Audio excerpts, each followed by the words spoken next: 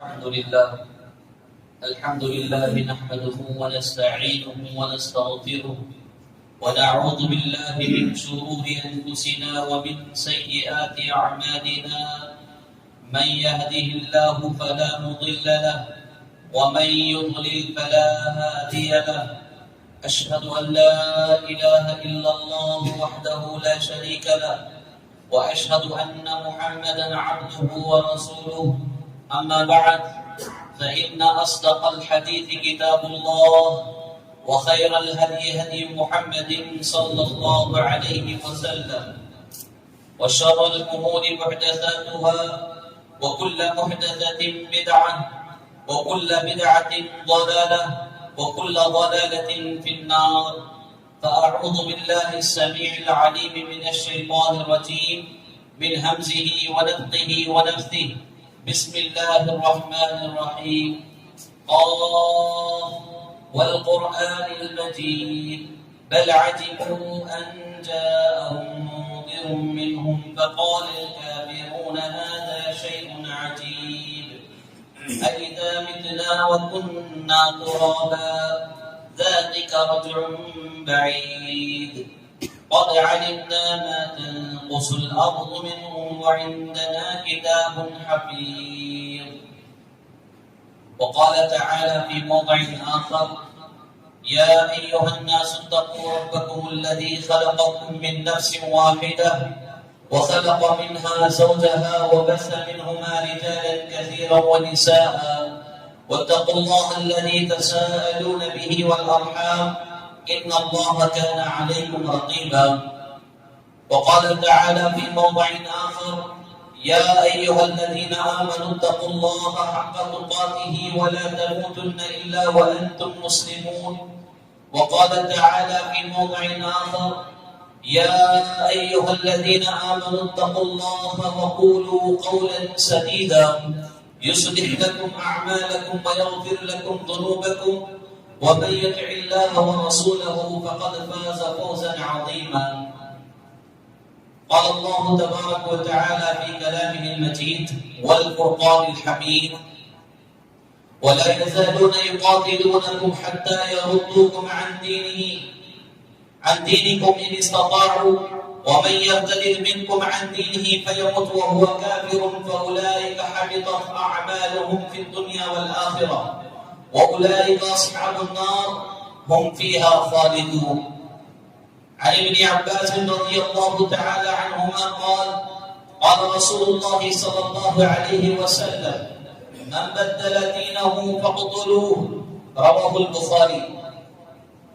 قابل احترام بزرگان دین، نوجوانان اسلام، پردہ نشین خواتین اسلام، پیارے بچوں، تمام قسم کی تعریف و توصیف، حمد و ثنا، کبریائی و بڑائی، پاکیزگی، شہنشاہی اللہ رب ذوالجلال کے لیے لائق و زیبا ہے۔ بے شمار درود و سلام نازل ہو تمام انبیاء کرام پر، بالخصوص شفیع المذنبین، خاتم النبیین، سید المرسلین، رحمت للعالمین، آمینہ کی ذریتین محمد رسول اللہ صلی اللہ علیہ وسلم پر۔ حاضرین جمعہ، میں آپ کے سامنے وقت کا ایک حساس موضوع لے کر کھڑا ہوں۔ آئے دن زمانے کے اندر بے شمار فتنے پیدا ہو رہے ہیں، اور فتنوں میں ایک بہت بڑا فتنہ ہے ارتداد کا فتنہ۔ مسلم بچیاں اپنے دین سے بغاوت کر رہی ہیں، مسلم نوجوان بچے اپنے دین سے بغاوت کر رہے ہیں، اور اپنے دین، پاکیزہ دین جس کی تعریف اللہ رب العالمین نے بیان کی ہے، ایسے مقدس دین کو چھوڑ کر باطل ادیان کی طرف ان کے قدم آگے بڑھ رہے ہیں۔ تو یہ ارتداد کا فتنہ دن بدن تیزی کے ساتھ مسلم سماج میں بالخصوص نوجوان طبقے میں پھیلتا جا رہا ہے۔ لہذا وہ کون سے اسباب ہیں جس کی وجہ سے ہمارے بچے ارتداد کے شکار ہو رہے ہیں، اور اسباب کی مختصراً میں نشاندہی کر کے کچھ حل اس کے سامنے آپ کے سامنے بیان کرنا چاہ رہا ہوں۔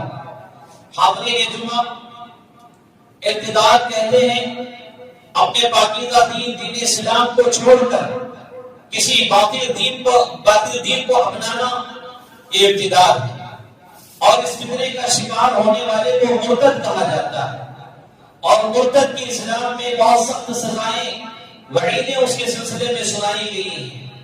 اللہ تبارک و تعالی سورۃ البقرہ سورہ نمبر 2 پارہ نمبر 2 آیت نمبر 217 میں یہ بیان کر رہا ہے کہ دشمن جہاں تک ہو سکے تم سے یہی چاہتا ہے کہ تم ان کے دین کو چھوڑ دو، یعنی تم اپنے دین کو چھوڑ دو اور ان کے دین کو اختیار کر لو۔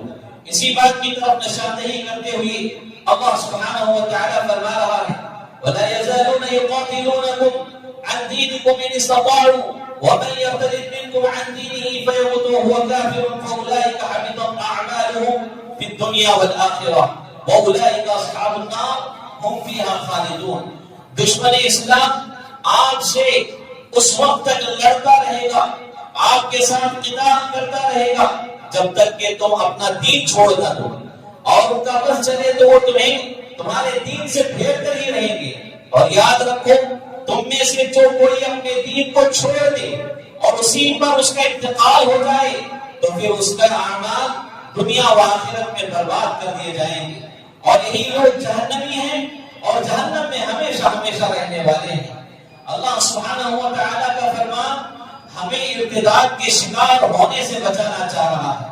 میرے بھائیوں، آج کا عنوان وقت کا بہت اہم عنوان ہے۔ آخر دشمنان اسلام نے اس فتنے کا انتخاب کیوں کیا؟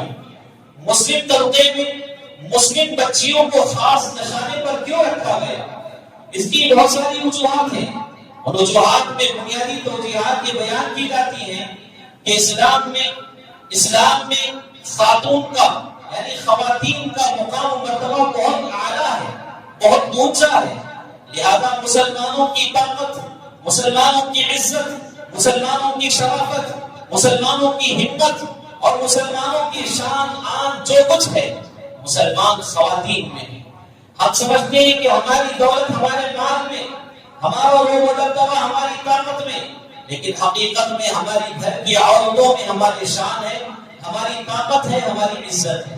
لہذا دشمنان اسلام نے سب سے پہلے اسلام کی بیٹیوں کو نشانے پر لگایا، اور دوسری وجہ یہ ہے کہ ہم مسلم طبقے میں دین بیداری زیادہ ہو چکی ہے، ہم دین سے دور ہوتے جا رہے ہیں، جس کی وجہ سے ہم اپنے گھروں میں اپنی خواتین پر ظلم کرتے ہیں، بیوی بچوں پر ظلم ہوتا ہے، اور ایسے میں کوئی مظلوم ذات کے سامنے کوئی اور اچھی امید والی حرص والی کوئی چیز بتا دے تو پھر یہ مظلوم ذات ان کی جال میں بآسانی پھنس جاتی ہے۔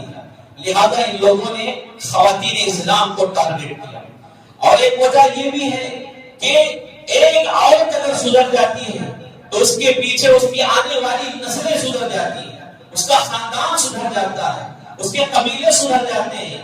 لہذا ایک عورت اگر بگڑ جاتی ہے تو اس کے بعد والی نسلیں بھی بگڑ جاتی ہیں۔ لہذا دشمنوں نے یہ خاص نشانہ بنایا کہ ایک عورت کو اگر جال میں پھنسایا جائے اس کے بعد آنے والی نسلیں بھی کیا ہے اسلام سے دور رہیں گی۔ اس لیے ایک بنیادی وجوہات کی وجہ سے مسلم بچیوں کو خاص نشانے پر لگایا گیا۔ میرے بھائیوں، ارتداد کا فتنہ بہت تیزی کے ساتھ آگے بڑھ رہا ہے۔ اس سلسلے میں ہم اس بات سے بخوبی اندازہ لگا سکتے ہیں کہ 2022 کی رپورٹ 2020 کی رپورٹ اگر دیکھیں گے تو ٹائمز آف انڈیا کے ایک سروے کے مطابق یہ کہا جاتا ہے پچھلے 3 سال کی مدت میں 40,000 سے زائد مسلم بچیاں ارتداد کا شکار ہو چکی ہیں۔ یہ 2020 کی میں بات کر رہا ہوں۔ 2020 کے بعد کی سروے کی بات اگر کی جائے تقریباً 2022 15 دسمبر 2022 کی رپورٹ کے حساب سے دیکھا جائے تو ایک ایسی کمیٹی بیٹھی گئی جس میں ہر مکتب فکر کا عالم تھا، اور ان علماء کے سامنے یہ بات بتائی گئی۔ اس کمیٹی کے جو صدر تھے انہوں نے دوران تقریر اس بات کی وضاحت کی کہ پچھلے سالوں سے اب تک تقریباً 8 لاکھ مسلم بچیاں مرتد ہو چکی ہیں۔ 8 لاکھ مسلم بچیاں ابتذال کا شکار ہو چکی ہیں. لہذا یہ چیز ہمارے نظروں سے درجے کے اوجھل ہے، ہمیں نظر نہیں آ رہی ہے، لیکن اندرونی طور پر یہ فتنہ بہت تیزی کے ساتھ پھیلتا جا رہا ہے. لہذا اس کے سلسلے میں ہمیں توجہ دینے کی ضرورت ہے. آئیے ان اسباب کو ہم جاننے کی کوشش کریں گے جن اسباب کے ذریعے ہمارے مسلم بچے بہک رہے ہیں، اور ان اسباب کو اگر ان سے دور کرتے ہیں، ان اسباب سے مسلم بچوں کو پاک کرتے ہیں، تو انشاءاللہ ہمارا مسلم معاشرہ پھر اسی پر قائم رہے گا اور توحید پر گامزن رہے گا، صراط مستقیم پر گامزن رہے گا. اور اسباب میں سب سے پہلا سبب ایمان کی کمزوری، ایمان کی کمی. ہمارے بچوں کے اندر ایمان کی بہت کمزوری پائی جاتی ہے.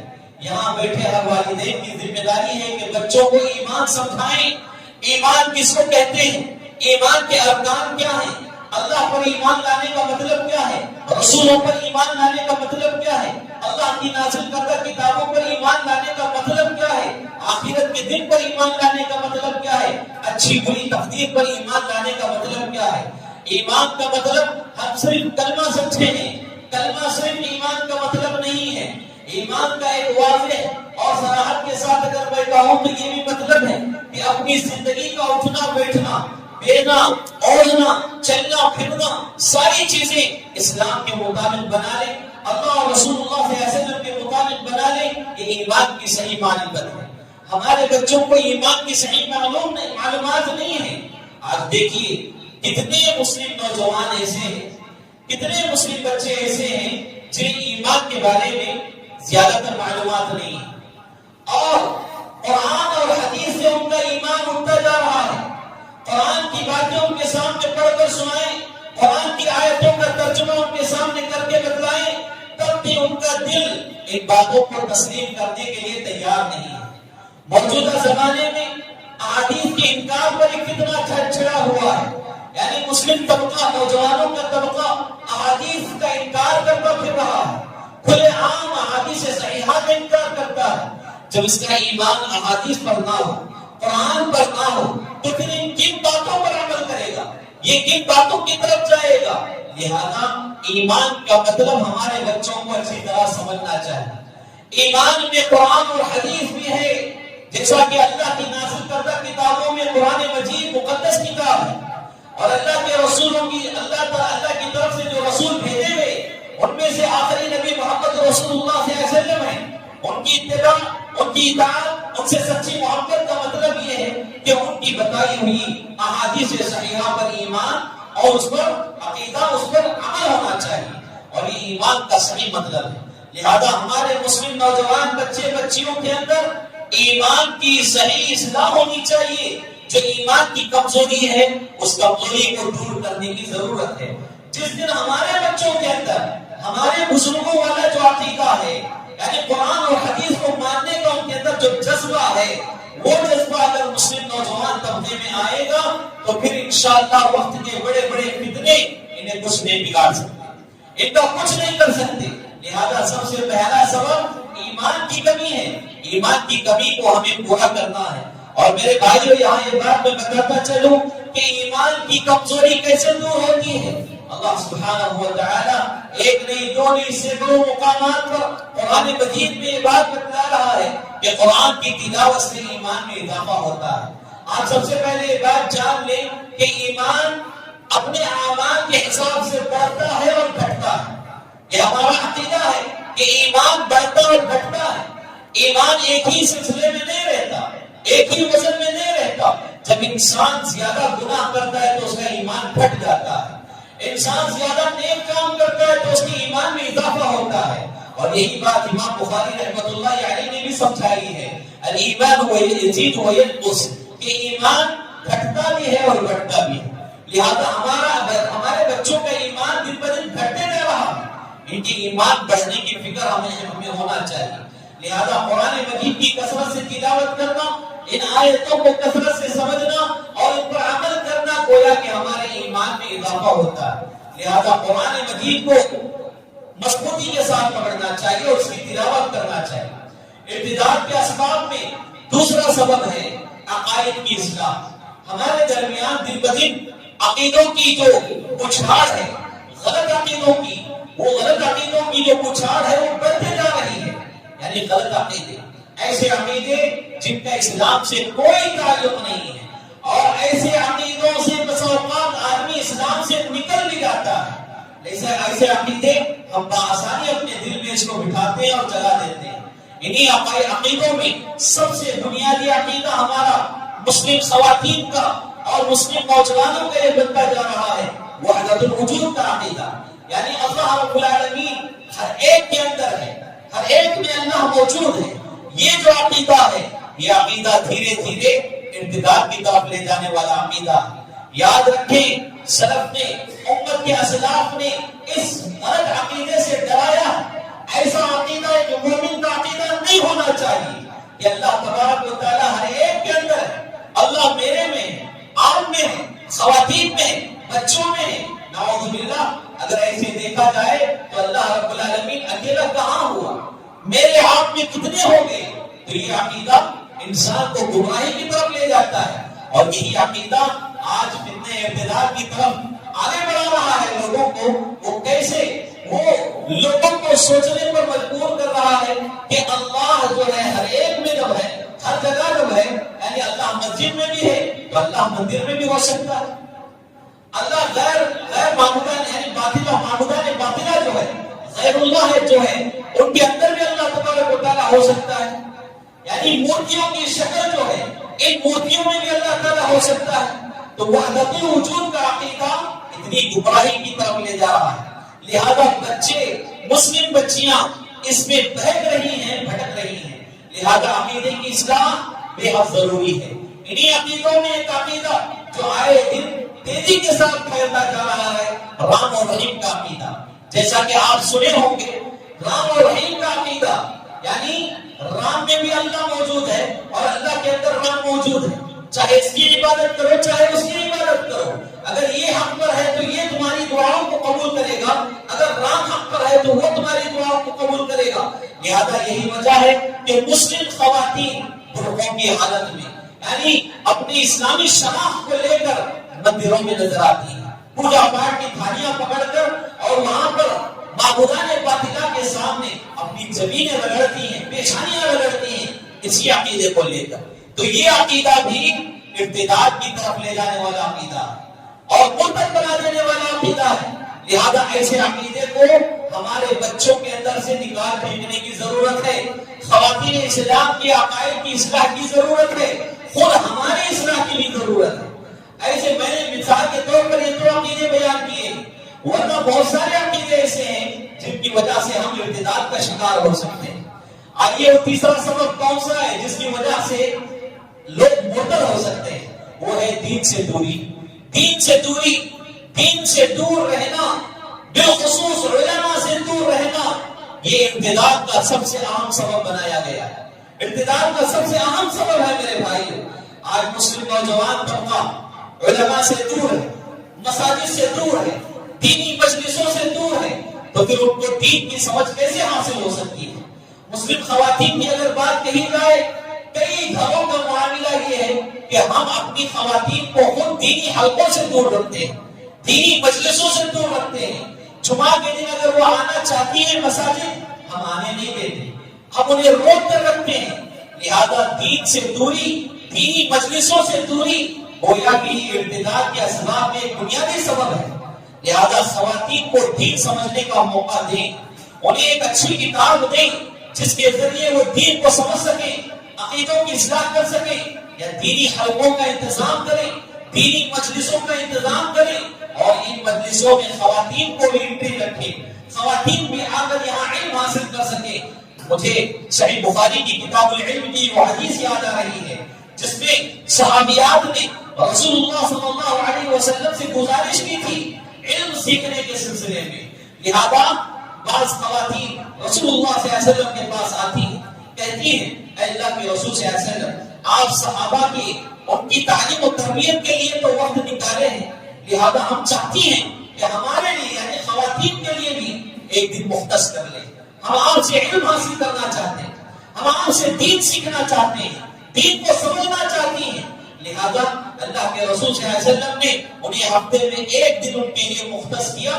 لہذا اس دن عورتوں کو دین سمجھائے تو صحابیات کا یہ شوق، یہ جذبہ ایمان، یہ آج ہماری خواتین میں ہونا چاہیے. دینی حلقوں سے جوڑ ہونا چاہیے، دین سمجھ ہمارے اندر آنا چاہیے. دین سے دوری کی وجہ سے ہم یہ فرق نہیں کر پا رہے ہیں یہ عقیدہ صحیح کون سا ہے، عقیدہ غلط کون سا ہے. لہذا دینی مجلسوں سے ہمارا تعلق جتنا گہرا رہے گا ہم فتنہ ابتداء سے اتنا دور رہیں گے. بالخصوص نوجوان طبقہ، مسلم بچے جو آج نئی تعلیم کے نام پر، جدید دور کے نام پر علماء سے کٹتے جا رہے ہیں، علماء سے بدزن ہو رہے ہیں، علماء کو گالیاں دے رہے ہیں. نہیں، یہ مسئلہ خوارج کا مسئلہ ہے. علماء کو گالی دینا، علماء سے دور رہنا، علماء کی توہین کرنا، یہ خوارج کے فتنوں میں سے بنیادی فتنہ ہے. لہذا وہ لوگ گمراہی پر چلے گئے. لہذا ہمارے نوجوانوں کے لیے پیغام ہے، علماء سے جڑے، علماء سے اپنے مسائل حل فرمائیں. گوگل سے نہیں، انٹرنیٹ سے نہیں، علماء سے مسائل حل فرمائیں. کیونکہ گوگل، انٹرنیٹ تمہیں ویسی اصلاح نہیں کر سکتا جو اصلاح ایک عالم کر سکتا ہے. لہذا علماء سے جڑیں اور اپنے ایمان کی حفاظت فرمائیں، اپنے اسلام کی حفاظت فرمائیں. فتنہ ارتداد میں بنیادی سبب یہ بھی بیان کیا گیا ہے کہ بے پردگی کا عام ہونا. بے پردگی کا عام ہونا. ہماری مسلم بچیاں بے پردگی میں بہت آگے نکل چکی ہیں. اتنی بے پردگی کہ پردہ کرتی بھی ہیں تو بے پردہ نظر آتی ہیں، برقع پہنتی بھی ہیں تو وہ برقعے میں بھی بے پردہ نظر آ رہی ہیں. اور برقعے ایسے کہ نہیں دیکھنے والا بھی ان کی طرف دیکھ رہا. ایسے ایسے برقعے پہن کر جب نزاکتیں بتائیں گے تو یہ شیطان کے لیے بہت ہی بہترین حربہ ہے، بہت ہی بہترین راستہ ہے جو تمہارے دل و دماغ کو اسلام سے ہٹا سکے اور اسلام سے تمہیں مرتد کر سکے. لہذا بے پردگی کو آگے نہ بڑھنے دی. باحیا خاتون اسلام کی سب سے بہترین خاتون مانی گئی ہے. اور ایسی ہی خاتون کے سلسلے میں پیارے رسول صلی اللہ علیہ وسلم نے فرمایا الدنیا کلھا متاع وخیر متاع الدنیا المرأة الصالحہ. یعنی دنیا ساز و سامان کی جگہ ہے، ایک ساز و سامان میں بہترین ساز و سامان نیک عورت ہے. نیک عورت ہے، باحیا عورت ہے. جو بے پردگی کے ساتھ جو خاتون نکلتی ہے اس کے سلسلے میں رسول اللہ صلی اللہ علیہ وسلم کی یہ حدیث نہیں ہے، بلکہ باحیا، باسلیقہ، باادب اور سنجیدہ طبیعت اور ایمان والی خاتون کے سلسلے میں یہ خوشخبری ہے. تو میرے بھائیوں، اپنی خواتین کو پردے کی طرف ابھارے. بے پردگی کا عام ہونا بھی یہ ارتداد کے اسباب میں سے بنیادی سبب ہے. چھٹا سبب جس کو بیان کیا جا رہا ہے، مخلوط نظام تعلیم. یعنی مرد اور عورتیں، نوجوان بچے اور نوجوان بچیاں مل کر بغیر پردے کے جو تعلیم حاصل کرتے ہیں اس کو مخلوط نظام تعلیم کہا جاتا ہے. آج ہمارے اسکول میں، ہماری یونیورسٹیز میں، ہماری کالجز میں یہی تعلیم اکثر ہو رہی ہے کہ ایک ہی بینچ پر غیر مسلم بچہ بیٹھا ہے، ایک ہی بینچ پر مسلمان بچی بیٹھی ہے اور پردے کا کوئی انتظام نہیں ہے. تو ایسی جگہوں پر بھی یہ فتنے پیدا ہوتے ہیں، ایسی جگہوں پر یہ فتنے پیدا ہوتے ہیں.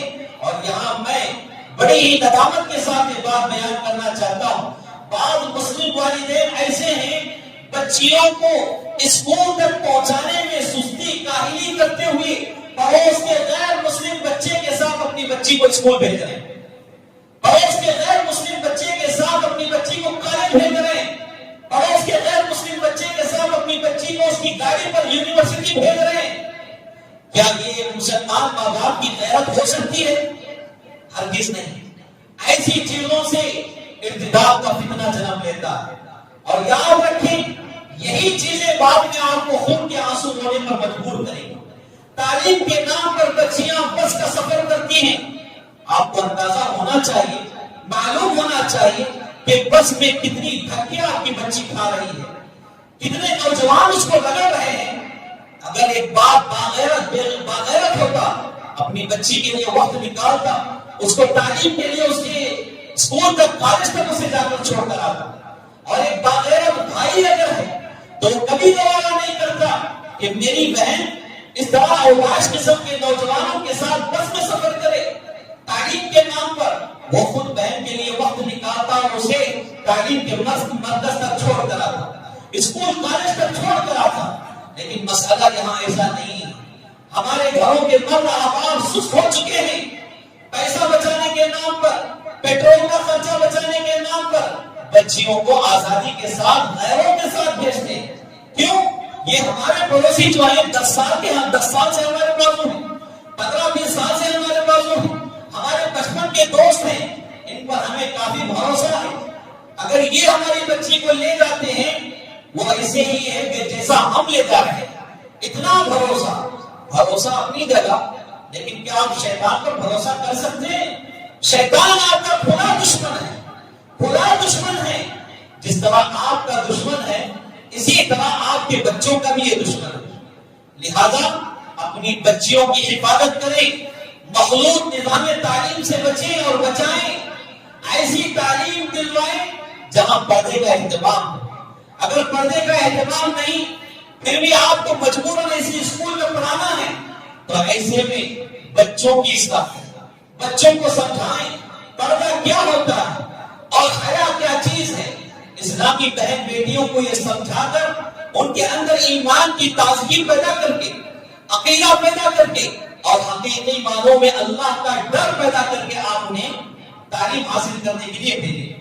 ورنہ دیکھیے باقاعدہ دشمنان اسلام نے یہ منصوبہ بنایا ہوا ہے.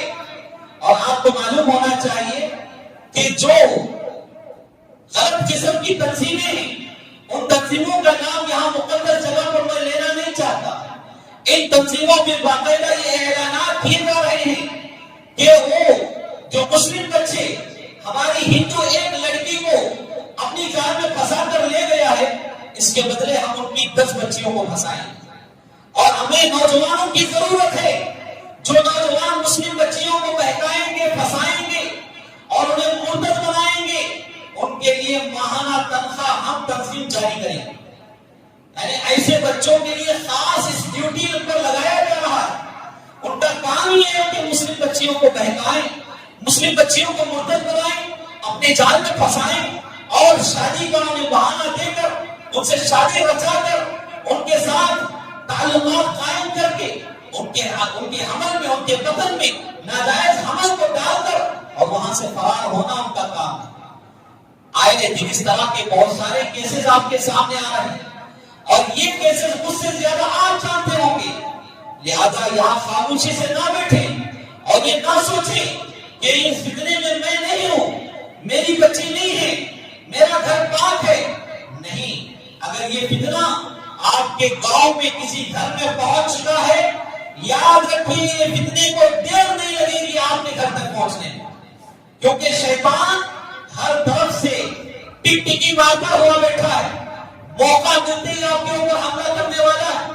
لہذا بچوں کو جو تعلیم ہم دے رہے ہیں اس تعلیم پر یہ احتیاط ضروری ہے کہ مخلوط تعلیم جو ہو رہی ہے اس میں یہ ساری چیزوں کو مد نظر رکھ کر بچوں کو تعلیم دلوائیں. کیونکہ تعلیم دینے سے اسلام نہیں روکتا، اسلام تو بنیاد ہی تعلیم سے شروع ہوا ہے. اقرا سے اللہ رب العالمین نے اسلام کی ابتدا کر رہا ہے. یعنی پڑھو، اتنا پڑھو کہ تمہاری قوم ترقی پر آ جائے. اور رسول اللہ صلی اللہ علیہ وسلم اپنی لسان مبارک سے یہ خوشخبری بھی سنا رہے ہیں، دگنا اجر ہے بعض لوگوں کے لیے، ڈبل ثواب ہے بعض لوگوں کے لیے. ان میں 3 لوگوں کا رسول اللہ صلی اللہ علیہ وسلم نے ذکر فرمایا.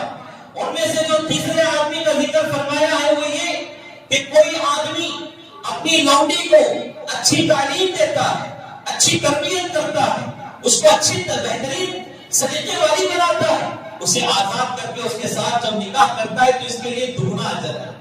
تو اس حدیث میں جو صحیح بخاری کی کتاب العلم کی یہ حدیث ہے، اس حدیث میں تعلیم دلوانے کے اوپر اجر و ثواب رکھا گیا ہے.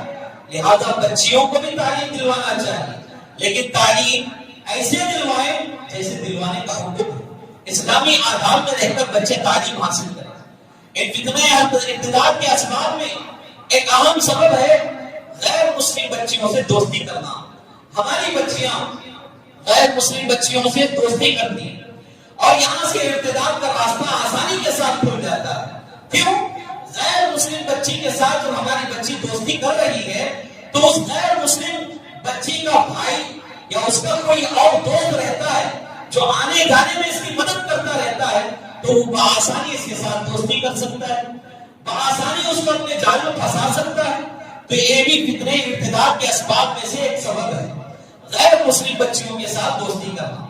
اور غیر مسلموں کے ساتھ دوستی کے سلسلے میں اللہ رب العالمین نے منع بھی فرمایا. نوجوانوں کو ہی نہیں بلکہ بزرگوں کو بھی، خواتین کو ہی نہیں بلکہ مردوں کو بھی تجارت کے معاملے میں، کاروبار کے معاملے میں، لین دین کے معاملے میں، اٹھنے بیٹھنے کے معاملے میں غیر مسلموں کے ساتھ دوستی کرنے سے اللہ رب العالمین نے منع فرمایا. سورۃ البقرہ کی ابتدائی کئی آیتیں اس پر گواہ ہیں کہ اللہ تبارک و تعالیٰ نے ان سے دور رہنے کو کہا ہے. ہاں، ہم جس ملک عظیم میں ہیں، ملک عزیز میں جو ہم چل رہے ہیں، اس ملک کے اعتبار سے اگر دیکھا جائے ہمارے کاروبار، ہمارے تجارتیں ان سے جڑی ہوئی رہتی ہیں. لہذا یہاں شارعین مفسرین یہ بیان کرتے ہیں جتنا معاملہ کاروبار کا ہے، جتنا معاملہ تجارت کا ہے، اتنی ہی ان کے ساتھ اٹھنا بیٹھنا ہونا چاہیے. اس سے زیادہ، حد سے زیادہ ان سے دوستی اسلام جائز قرار نہیں دیتا. لہذا کیوں جائز قرار نہیں دیتا؟ اللہ رب العالمین نے سورہ بقرہ میں بیان کیا ہے تم جتنا اچھا انہیں سمجھ رہے ہو یہ تمہارے کبھی نہیں ہو سکتے، یہ تمہارے کبھی نہیں ہو سکتے. لہذا اس بات کو سمجھنے کی ضرورت ہے. غیر مسلم بچیوں سے جب دوستی ہوتی ہے تو یہ بھی فتنہ ارتداد کی طرف لے جانے والا ایک راستہ. ان اسباب بھی ایک سبب ہے غیر مسلم بچی کے ساتھ ہمارا بچہ محبت کرنا. مسلمان بچہ کسی غیر مسلم بچی سے محبت کرتا ہے اور اس محبت کو آگے بڑھانے کے لیے وہ بچہ اپنی بہن کا سہارا لیتا ہے. اس کو خطوط پہنچانے کے لیے، اس کو لیٹرز دینے کے لیے، پھول پہنچانے کے لیے، گفٹس پہنچانے کے لیے اپنی بہن کو کچھ یعنی خرید دلا کر اگر یہ تو پہنچاتی ہے تو تیرے لیے یہ انعام ہے وغیرہ وغیرہ کہہ کر غیر مسلم بچی تک اپنا پیغام اپنی بہن کے ذریعے بعض بے غیرت بھائی پہنچاتے ہیں. یہ چیز بھی ہماری بچیوں کے لیے فتنہ بن سکتی ہے. کیوں؟ بھائی جب غیر مسلم بچی سے محبت کر رہا ہے تو اب اس بچی کو یہ سمجھ میں آئے گا کہ میں بھی کسی سے کر سکتی ہوں، میرا بھائی مجھے سپورٹ کرنے کے لیے تیار ہے، میرا بھائی میرا مددگار بنے گا، میرا بھائی میرے مسئلے کو آگے بڑھائے گا، میرا بھائی کھڑے ہو کر میرا کورٹ میرج کرائے گا، رجسٹر میرج کرائے گا، لو میرج کرائے گا. یہ ہمت جو ہے بچیوں کو ارتداد کی طرف لے جا سکتی ہے. اس سے بھی بچنا چاہیے. لہذا یہاں نوجوان جو مسلم بچے بیٹھے ہیں، لڑکے جو بیٹھے ہیں، ایسے فتنوں سے دور رہیں. کیونکہ آج اکثر بچے غیر مسلم بچیوں کے چکر میں پھنسے ہوئے ہیں. اور آپ کو معلوم ہونا چاہیے یہ بھی ایک سازش کے طور پر جس طرح غیر قومی یعنی جس طرح معبودان باطلہ کی پرستش کرنے والے نوجوان بچوں کو تیار کیے ہیں، اسی طرح نوجوان لڑکیوں سے بھی یہ کام کروا رہے ہیں تاکہ وہ تمہیں مرتد کر دیں، مسلم نوجوان بچوں کو ارتداد کی طرف لے جائے. اور اس طرح کے مسائل ہو رہے ہیں. میرے نوجوانوں، اس طرح کی غلطیوں میں مت پڑو. اپنے قوم کی بچیوں کی فکر کرو، قوم کی بچیوں سے شادیاں کرو. غیر مسلموں سے شادی رچانا یہ اسلام کی تعلیم نہیں ہے. اسلام کی تعلیم تو اپنی بچیوں سے رچاؤ شادی، اس پر اجر و ثواب ہے، اس پر اللہ رب العالمین کی طرف سے تمہیں مدد ملتی ہے. غیر مسلموں کے جال میں پھنسنے سے محتاط رہیں. فتنہ ہر طرف سے ہے، شکار ہر طرف سے ہو رہا ہے. لہذا اس کو سمجھنے کی ضرورت ہے. فتنہ ارتداد کے اسباب میں ایک بنیادی سبب یہ ہے کہ ہمارے بچوں کی شادیاں ہم تاخیر سے کرتے ہیں. بچوں کی شادی جتنی تاخیر سے آپ کریں گے اتنا ہی جلدی شیطان بچوں کی جوانی پر حملہ کرے گا.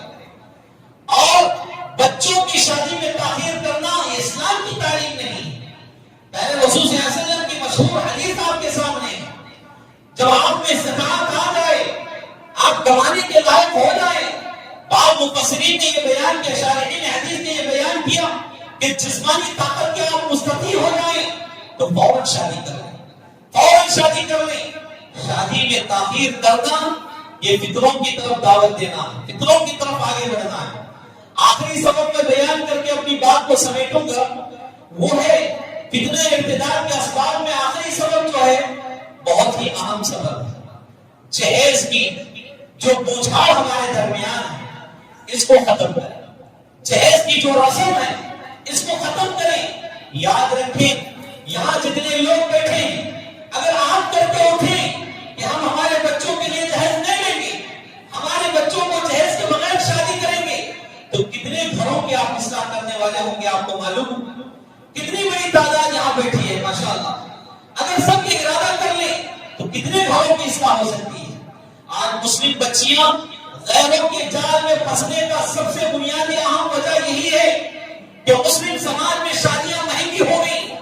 مسلم سماج میں شادیاں مہنگی ہو گئی اور شادی گویا کہ بچی کے باپ پر ایک ظلم ہے, بچی کے والدین پر ایک ظلم ہے. اس طرح ہم نے شادی کو بنا دیا. بلکہ رسول اللہ صلی اللہ علیہ وسلم نے شادی بالکل شادی کرنے کا حکم دیا, لیکن ہم شادی کو بربادی کی طرف لے جا رہے ہیں. شادی اگر اتنی سنگینی بات بنا دی جائے گی تو پھر یہ بچیاں اپنے والدین کی چھاتی پر ان کے سینے پر بوجھ نہیں بننا چاہتی, اسی لیے وہ غیر مسلموں کے ساتھ چلی جا رہی ہے. لہذا اللہ سے ڈریں, جہیز کے جو رسم و رواج ہیں ان کو ختم کرنے کی کوشش کریں. اللہ کے رسول صلی اللہ علیہ وسلم نے یہ تعلیمات نہیں دی. لہذا میرے بھائیوں یہ بنیادی اسباب ہیں جن اسباب کے ذریعے ہماری مسلم بچیاں ارتداد کا شکار ہو رہی ہیں. اگر ان اسباب کی ہم اصلاح کر لیتے ہیں انشاءاللہ معاشرے میں سدھار آئے گا. ہمارے بچوں کی صحیح معنوں میں ہم حفاظت کرنے والے ہوں گے اور ہماری بچیوں کی صحیح معنوں میں ہم اصلاح کرنے والے ہوں گے. لہذا ان اسباب کو اپنے ذہن میں رکھیں. اللہ رب العالمین سے دعا ہے اللہ تبارک و تعالی ہمیں ان اسباب کو اچھے انداز میں سمجھنے کی توفیق عطا فرمائے, بتائی ہوئی باتوں پر عمل کی توفیق عطا فرمائے. اللہ ہمارے مسلم نوجوان طبقے کو ایمان کی دین کی صحیح معرفت اللہ رب العالمین عطا فرمائے. اللہ تعالی ہم میں جو غلط عقائد ہیں ان کا خاتمہ فرمائے. اللہ ہمیں بدعات و خرافات سے محروم, اللہ رب العالمین ہمیں بدعات و خرافات سے محفوظ رکھے. اللہ تعالی غلط رسم و رواج سے ہماری حفاظت فرمائے. جہاں کہیں بھی مسلم بچیوں پر, ان کی عزتوں پر, ان کی عفتوں پر آنچ آ رہی ہے, حملے ہو رہے ہیں, اللہ ان کی حفاظت فرمائے. اللہ ہم تمام کی حفاظت فرمائے. اللہ ہم مسلمانوں کے حق میں خیر و بھلائی والے فیصلے فرمائے. اللہ تبارک و تعالی جہاں کہیں لوگ پریشان حال ہیں انہیں خوشحال زندگی عطا فرمائے, قرضوں سے نجات عطا فرمائے. اللہ جب تک دنیا میں رکھے توحید کی حالت میں رکھے, جب خاتمہ ہو تو خاتمہ بالخیر فرمائے. آمین یا رب العالمین. اقول قولي هذا استغفر الله لي ولكم ولسائر المسلمين وما توفيقي الا بالله.